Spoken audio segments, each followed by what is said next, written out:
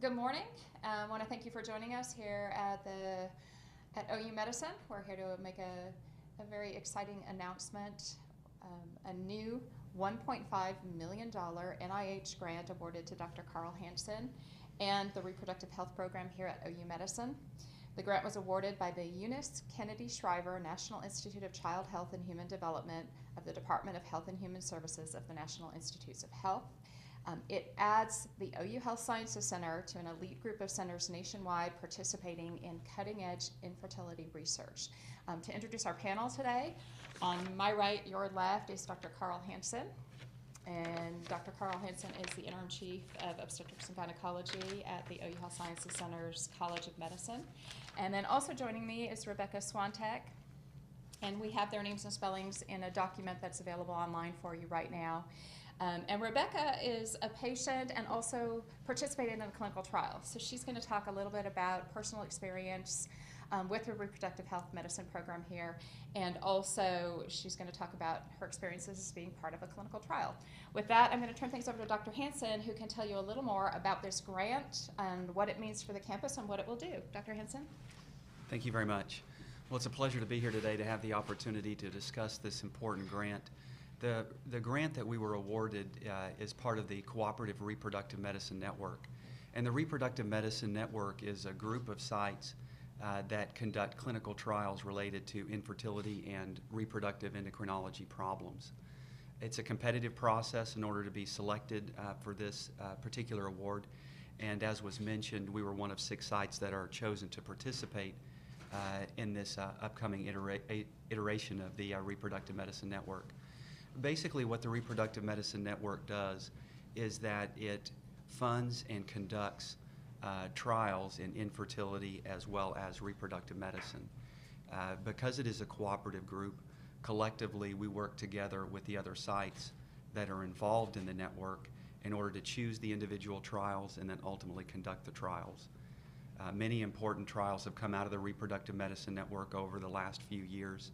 We've come up with important new ways to treat women with polycystic ovarian syndrome, and our site previously was involved in a trial conducted by the Reproductive Medicine Network looking at different ways of treating couples with unexplained infertility. And in particularly, it's important to understand not only how important this is for the nation overall, but for the couples in Oklahoma that are struggling with infertility, which makes up thousands and thousands of couples.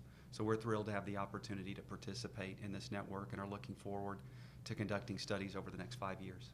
Can you talk about that? This is the only center in all of the central United States, correct? That's correct. Of all the sites that will be conducting the studies and participating in the network, ours is the only one in the central U.S. There will be a site in Georgia. There's also 2 sites in Pennsylvania, a site in North Carolina, and one in California. But we're the only ones conducting these studies around here, and so that represents an important opportunity for the couples, not only in Oklahoma, but also in this part of the country, to have the opportunity to participate in a meaningful way in these kinds of research trials. Is this the kind of grant that also is I don't mean to put it lightly, but a feather in the cap for the program so that we can draw even more clinical trials to Oklahoma? Oh, certainly. It's the kind of stepping stone that's incredibly important as research develops here, not only in the section of reproductive endocrinology and infertility, but also the Department of Obstetrics and Gynecology and the College of Medicine overall. So obtaining important grants like this allows us to have the background and the experience to be successful in competing for other grants. Rebecca, tell us a little bit about your history, first of all, and what brought you and Dr. Hansen together, and then talk to us a little about your involvement in the clinical trial as well. Okay. My husband and I decided that we wanted to try for a second child, and we had a lot of trouble doing that. 2 years of taking a temperature every morning and putting it on a chart, 2 pregnancies that resulted in loss both times. We came to Dr. Hansen, and he ran a variety of tests and screening and offered us several options, one of which was the clinical trial. We tried a couple of things in the months leading up to the trial, ended up qualifying for the trial, and we were successful there, and very grateful. And you have a daughter because We have a daughter because of a clinical trial. We also have 2 other daughters that were just wonderful miracles, I guess. Being part of the trial, there's a lot involved as far as paperwork and additional testing, but as a patient, I didn't feel any undue pressure or anything like that. Dr. Hansen's office and staff, they take care of all of that. When you're trying to grow your family and you have a problem with that for whatever reason, it can be consuming and overwhelming. And when a clinical trial comes along that you have to meet certain parameters and you have to qualify for, it means the scientist somewhere thinks they can help you, and there's hope in that. And I'm definitely grateful.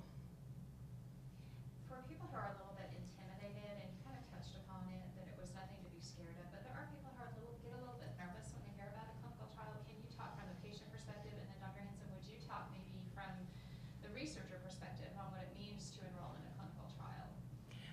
As far as being a patient, like I said, I don't think that there were many tests or maybe a little more paperwork, but I think almost everything I did would have been Dr. Hansen's protocol anyway for the procedure we had.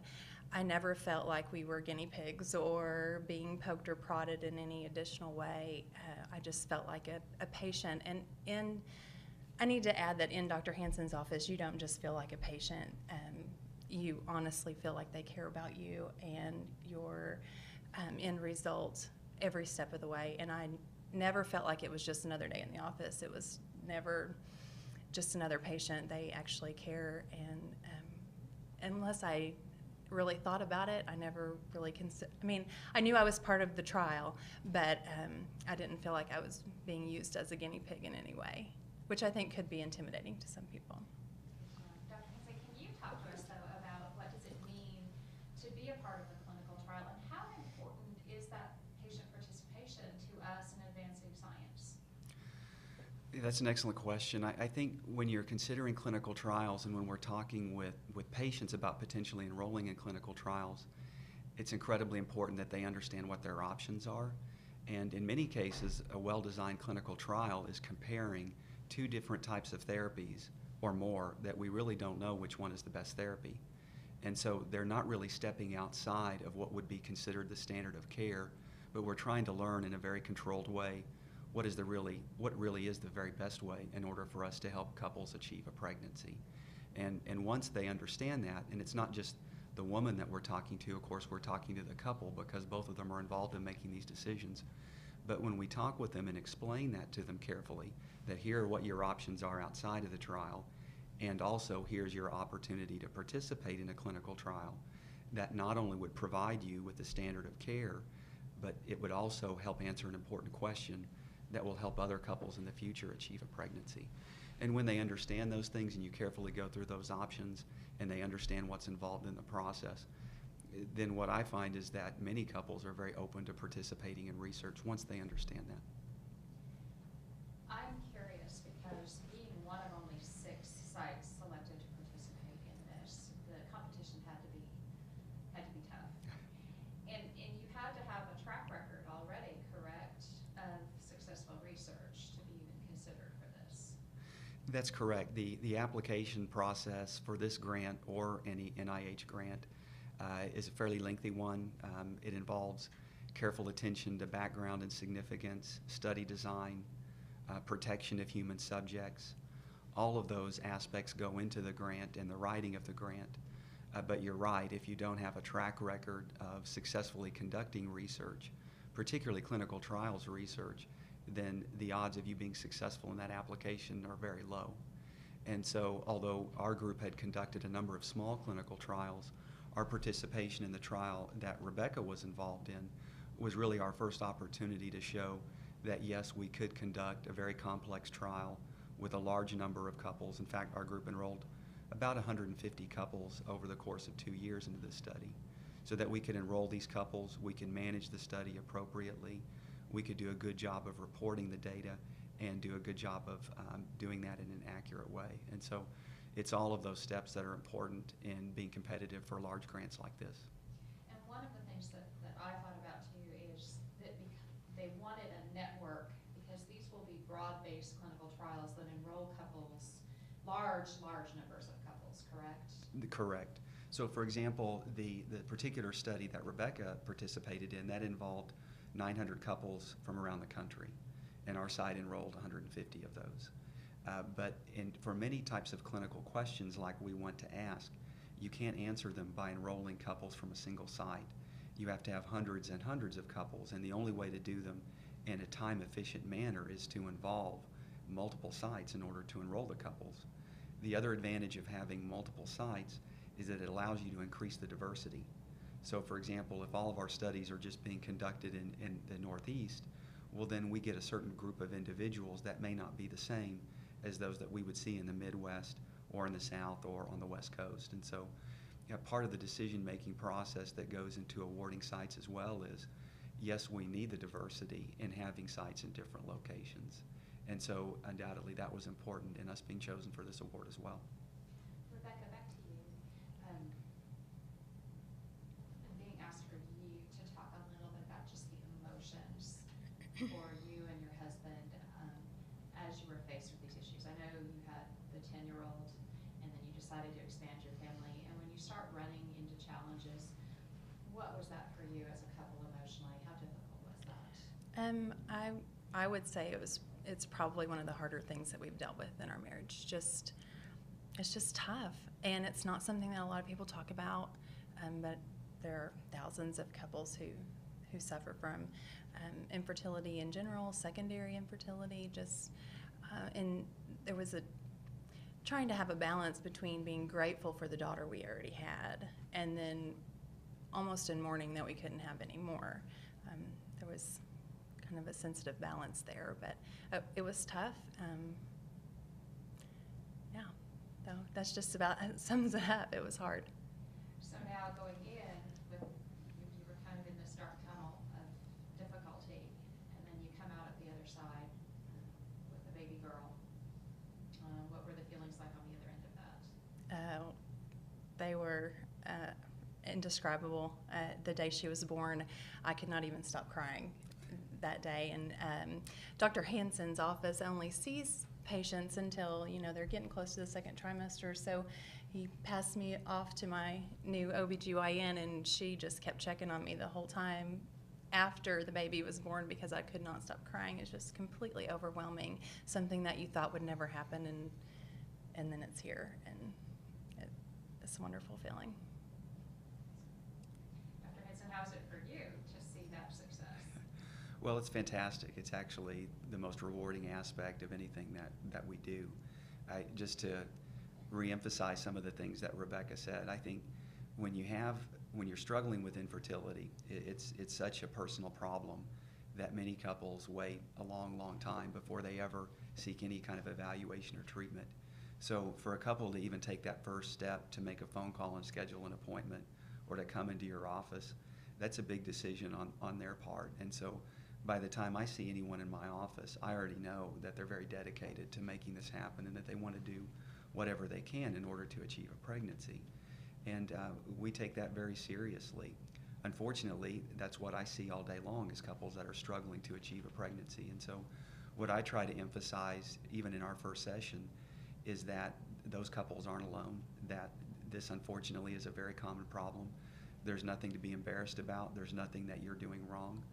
It's just that we need to now begin to determine if there is an underlying problem that can be treated. And even if there is not a specific problem, we know of treatments that improve outcomes. And so it's getting couples to take that first step to go through the front door, to get checked in, to meet with us, and then being willing to take the next step to pursue testing and treatment. So it's a huge thrill when couples get pregnant, and thankfully I get to see that every day too. And so I deal with the couples that haven't gotten pregnant, and I deal with the ones that do, but it's the ones that do that really make our day.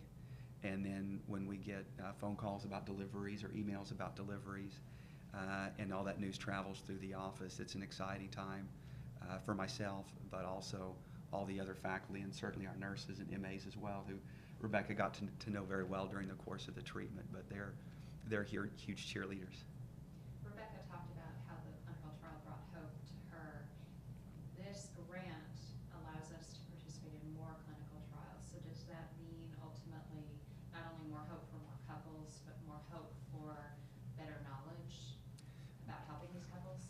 I think it contributes to both.